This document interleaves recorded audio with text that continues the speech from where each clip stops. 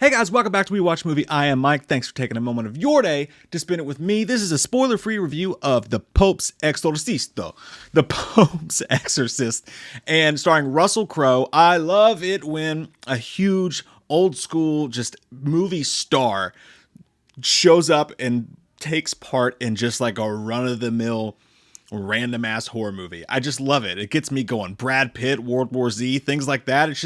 It's very strange. It feels weird in and around the hole, and I'm here for it. But Russell Crowe didn't just show up. No, says I. Russell Crowe said, I'm going to come in there. I'm going to kick down the door of this Conjuring spin-off-esque normal fly-by-night Friday night horror flick, and I'm going to earn a fucking Oscar. Because I'm Russell goddamn beautiful mind, Cinderella man, Gladiator Crow. Are you not entertained? Dracula. I've got to tell you guys, I'm serious. It could be the best performance of the year. I'm not even lying. So anyways, let me take a step back. Let me take a pause. First off, if you like movie reviews and horror movies and all that stuff, please click subscribe and the bell. The Pope's Exorcist is the latest in a weird string of movies that, for the most part, are just the same. The exorcism movies have become the zombie movies of old, whereas like we have a zombie movie, but wait, they run. We have a zombie movie, but wait, they're in love. Like it's the same thing, but it's repackaged in a different way, or it has a new spin on it. In this case, The Pope's Exorcist is based on the alleged true story of an alleged priest who allegedly actually did all this stuff. You know, we're not going to get into that stuff. We're not going to go into it. It's one of those based on a true stories thing. This guy actually did write books.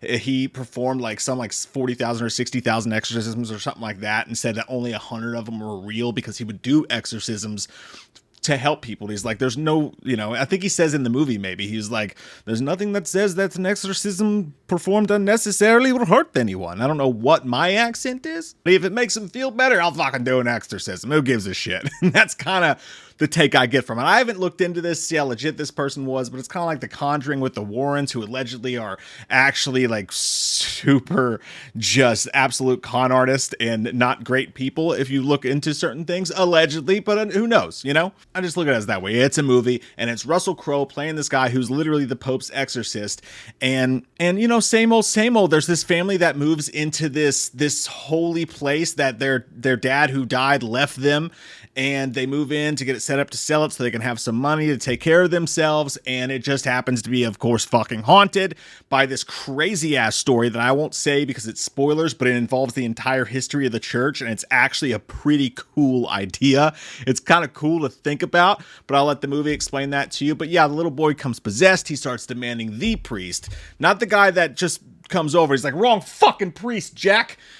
Yakety yak, don't talk back, as Arnold Schwarzenegger would say in Twins, but bring me the priest. I'm here to help, Julia. Wrong priest. Don't waste my motherfucking time. The demon's Al Pacino, spoiler alert.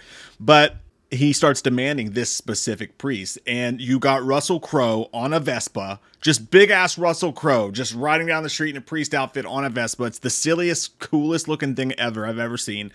And the movie starts out with an opening scene that shows you him, just who this guy is and what he's doing. And he goes in and you get to watch him perform an exorcism. And the first thing you notice is that accent on Russell Crowe.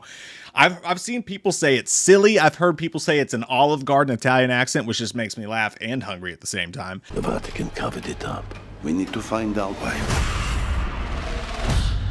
I absolutely adored his accent. He felt more charming with his accent than Russell Crowe does on his own. And I'm a huge Russell Crowe guy. You guys should watch Virtuosity, by the way. But he goes in there and it's just, I don't know. He just seems like your uncle who shows up to a barbecue and makes the best ribs. He just has this coolness about him, the character, the way Russell Crowe portrays him. And it's acting, man. It's not just Russell Crowe's charisma. This guy he's playing, he made so damn likable. And like, a clock will be going off and these girls will be walking by and like the church and he'll go cuckoo, just like weird shit like that, and they'll laugh and scurry off. At one point, the guy's yelling at him. He's like, you get back here. And he does like a Rocky Balboa speech about how you're not my boss. You're not my fucking boss. You got a problem with me? Talk to my fucking boss. He doesn't say fucking because he's, whatever. But he's like, you talk to my boss. He's taking shots of whiskey in the back. He's just a cool dude. Even though it's a little bit silly, I loved it. It was old school. Like, I don't know, the kind of alive character that could have been in like Dust Till Dawn or something, and it would have made sense. Like, just they don't make him like this anymore as far as his performance and him doing it goes. I loved it. I love the shit out of it. Between that and Nicolas Cage's performance in Renfield this weekend, I mean, holy shit. It was a great weekend for the old dudes, and I'm not talking about them. I'm talking about us. He goes in and performs his opening exorcism, and immediately, the way he does it, he starts like bantering with the demon. The demon's all like, I'm the devil, I'm the foul-mouthed behemoth. That's not, he didn't sound like that at all. He just did the generic, screaming like, I'm a leprechaun. That whole thing. And Russell Crowe's like, with his accent, he's like, I don't believe you're the devil. He's like, you see this pig over here? Why don't you possess the pig? If you're the devil, possess the pig. I'm fucking dying. I'm not actually laughing because it's a super intense moment, but damn, he's so charismatic, and it's just such a weird but funny but awesome scene. He's like, come on, possess the fucking pig. You're gonna possess the pig, possess the pig. The biggest problem with the movie, other than it just having so many generic parallels to every exorcism movie you've ever seen, as far as some parts of the story, as far as the special effects, people dropping down and crawling up walls, some really corny, overly used, just way too tired exorcism movie tropes are used here as well. The same shit you've seen 1,000 times in every other exorcism movie. You just saw it in Pray for the Devil a couple months ago. Those are here for sure. And when the film kind of tries to scare you, it's not scary at all because it's just shit like that. It's kind of weird. The cinematography is beautiful. A lot of the settings just look exactly like what you saw in like The Nun and shit like that you've seen in the Conjuring spinoffs before.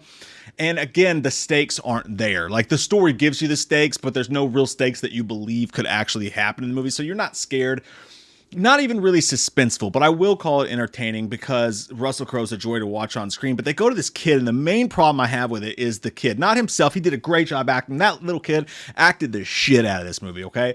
Zero qualms with him and his performance, but it's just the way that they made him look. They kept making him do like Macho Man Randy Savage, like Ultimate Warrior face. Like, he would have some cool lines. They did have a couple lines in this movie that threw it back to like The Exorcist, or like some things they'll say in like Evil Dead movies that is like, oh, that was actually kind of fucking dark, bro.